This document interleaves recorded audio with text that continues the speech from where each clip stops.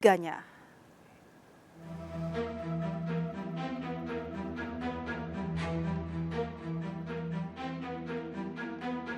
Seorang istri di Buleleng, Bali tewas setelah dianiaya suaminya. Saat kejadian, korban yang sehari-hari bekerja sebagai perangkat desa di Tirtasari sedang hamil 7 bulan. Peristiwa berawal saat korban Luh 40 tahun terlibat cekcok dengan suaminya Putu Ardike 41 tahun. Menggunakan kayu dan senjata tajam, pelaku menghabisi korban. Dugaan sementara, percekcokan akibat sang suami cemburu kepada ibu 2 anak tersebut. Usai kejadian, pelaku telah ditetapkan sebagai tersangka. Sementara sih diduga karena cemburu ya, tapi ini masih dikembangkan. Cemburu karena istrinya. Ini masih dikembangkan ya. Alasannya cemburu ya. Cemburu kepada siapa, kenapa cemburu itu masih dikembangkan. Hasil visum, terdapat luka di bagian leher dan wajah korban. Sementara kondisi bayi korban yang sudah cukup dilahirkan juga tewas. Jasad bayi sudah dikeluarkan dari rahim korban. Tanya di bagian mana aja, Dok? Oke, kalau mengenai luka-luka, seperti yang sudah diketahui juga, gitu, luka-luka memang ada di daerah leher, kemudian juga di daerah wajah itu ada luka. Di bagian kepala belakang gimana, Dok? Di daerah kepala belakang sejauh ini kita tidak menemukan luka yang bermakna. Polisi menyelidiki kasus ini. Dari Kabupaten Buleleng, Bali, Panda Wismaya melaporkan.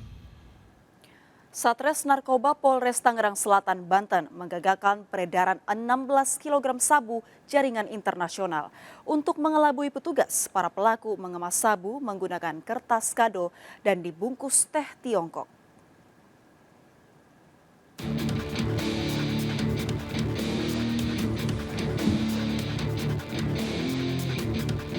MF dan HK, 2 bandar sabu, diringkus Satres Narkoba Polres Tangerang Selatan, Banten saat akan mengirim sabu dari Dumai Riau menuju Tangerang. Dari tangan pelaku, polisi mengamankan sabu yang disimpan di rumah pelaku di kawasan Pekanbaru dengan total berat mencapai 16 kg. Untuk mengelabui petugas, kedua pelaku menyimpan sabu dalam koper besar.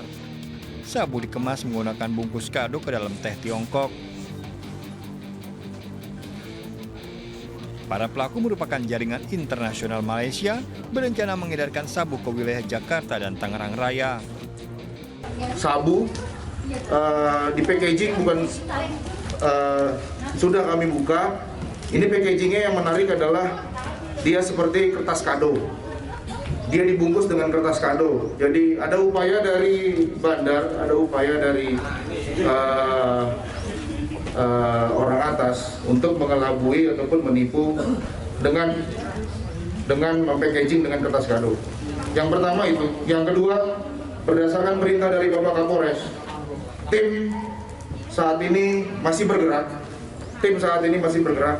Karena perintah dari Bapak Kapolres kita melaksanakan penindakan preemptive strike. Polisi memburu bandar besar lainnya yang identitasnya sudah diketahui. Pelaku terancam 20 tahun penjara. Dari Tangerang Selatan, Banten, Nunung Purnomo melaporkan. Seorang wanita muda di Palangkaraya, Kalimantan Tengah kehilangan sejumlah celana dalam saat ditinggal pergi. Anehnya pelaku hanya mencuri celana dalam dan tidak menggondol barang berharga lain. Polisi masih memburu pelaku dan motifnya.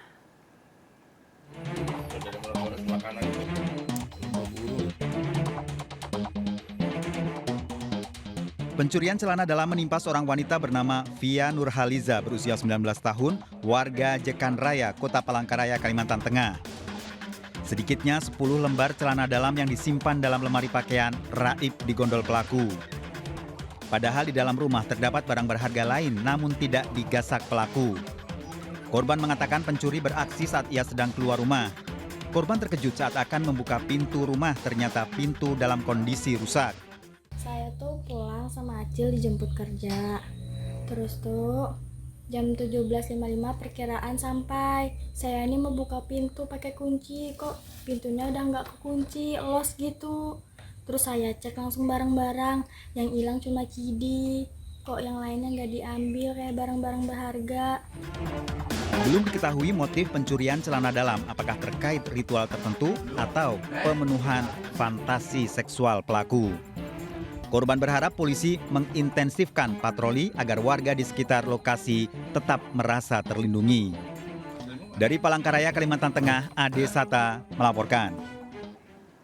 Pemirsa, Susi, asisten rumah tangga Ferdi Sambo, berulang kali ditegur majelis hakim karena berubah-ubah memberikan keterangan dalam sidang pembunuhan Brigadir Yosua Huta Barat dengan terdakwa Richard Eliezer. Sebanyak 12 orang diperiksa dari mantan ajudan, satpam hingga pembantu rumah tangga. Hakim menduga Susi memberikan kesaksian palsu dan akhirnya mencabut keterangannya dalam sidang. Barada Richard Eliezer hari Senin kembali menjalani sidang sebagai terdakwa pembunuhan Brigadir Yosua Huta Barat dengan agenda pembuktian atau mendengarkan keterangan saksi yang dihadirkan jaksa penuntut umum. 12 saksi dari mantan ajudan, satpam, hingga asisten rumah tangga Ferdi Sambo dihadirkan untuk memberikan kesaksian terkait penembakan Brigadir Yosua Huta Barat. 12 saksi terbagi 4 klaster, yakni klaster rumah Saguling dengan total 4 orang, klaster rumah Bangka dengan total 2 orang, klaster rumah Duren 3, 2 saksi, serta 4 orang anggota Polri selaku mantan sopir dan ajudan Ferdi Sambo.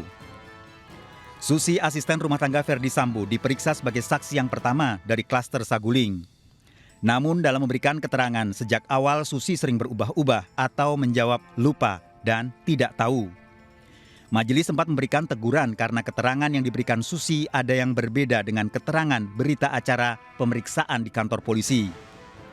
Bahkan majelis hakim mengancam jika keterangan yang diberikan Susi tidak sesuai bisa terancam jeratan pidana karena memberikan kesaksian palsu.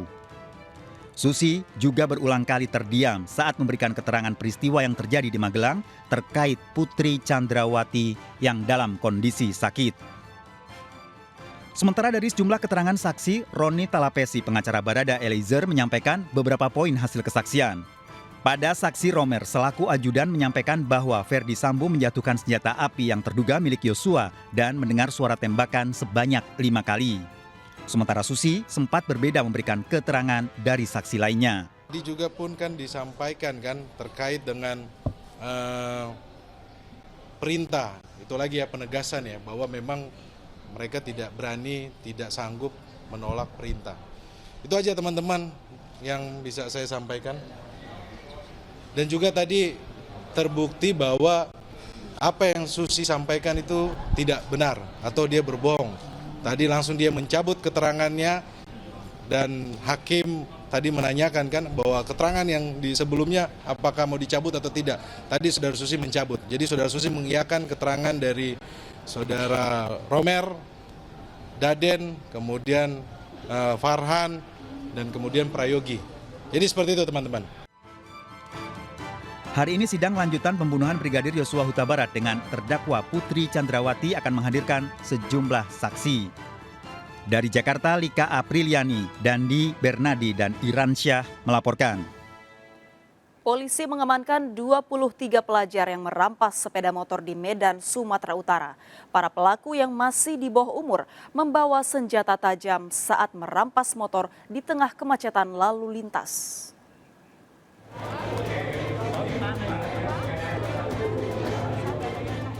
Sejumlah pelajar pelaku perampokan sepeda motor ini meminta maaf kepada orang tua mereka saat dipertemukan di kantor Polsek Sunggal, Medan, Sumatera Utara.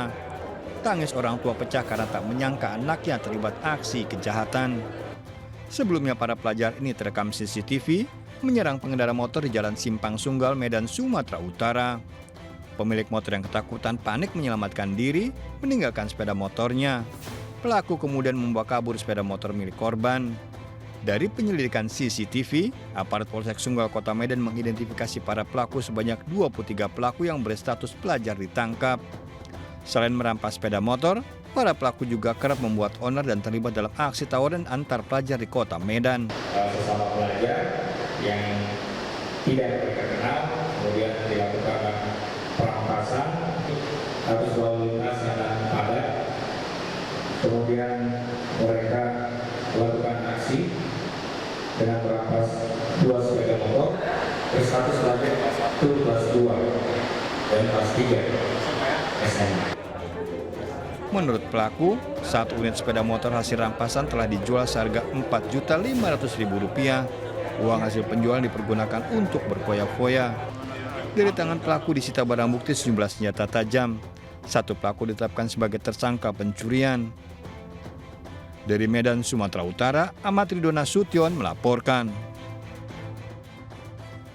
Sesosok mayat perempuan ditemukan warga terseret arus Sungai Bengawan Solo di Bojonegoro, Jawa Timur. Jasad perempuan tanpa identitas tersebut diduga sudah 2 hari terendam di Sungai Bengawan Solo.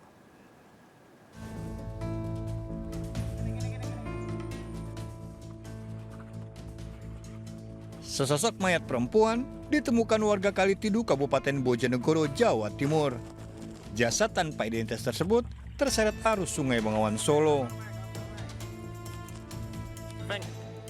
Tim SAR dari Badan Penanggulangan Bencana Daerah langsung mengevakuasi jenazah dan dibawa ke rumah sakit untuk kepentingan otopsi. Korban diduga sudah 2 hari tenggelam dan diperkirakan jasadnya berasal dari daerah hulu sungai. Berjenis kelamin perempuan tanpa ada identitas. Sehingga kita langsung menghubungi pihak Rumah Sakit Bayangkara untuk melakukan otopsi.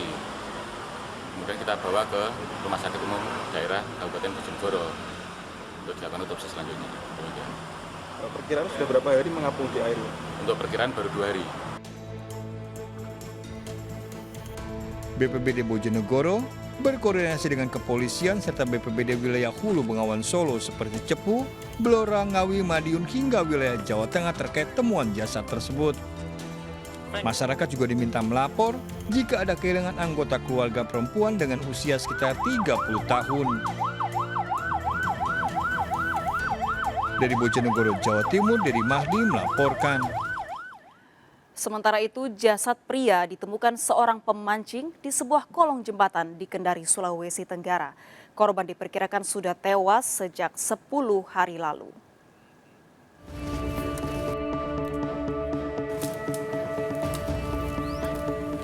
Warga dikejutkan dengan penemuan jasad seorang pria di kolong jembatan Triping di Jalan Buburanda, Kota Kendari, Sulawesi Tenggara. Jasad korban pertama kali ditemukan seorang pemancing yang mencium aroma tak sedap dari lokasi kejadian. Petugas yang datang segera memasang garis polisi. Pada saat itu apa kita bikin? Rencana mau turun mancing. Akhirnya saya turun sampai di situ.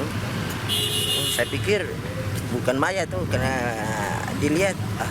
Tapi ada adik dia bilang, ya bau. Saya bilang, iyo bau mungkin bangkai ke apa. Tidak lama, saya lewat situ dari adik bilang, mayat siapa? Astagfirullah, mayat. Dugaan sementara, korban tewas sudah sejak 10 hari lalu.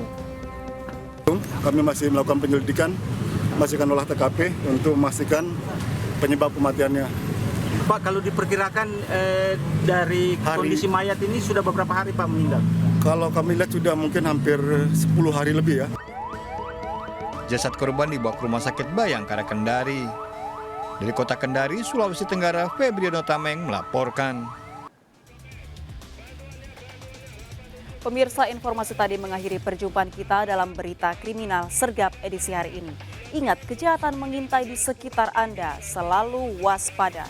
Taati protokol kesehatan, termasuk memakai masker. Jaga kesehatan Anda dan keluarga.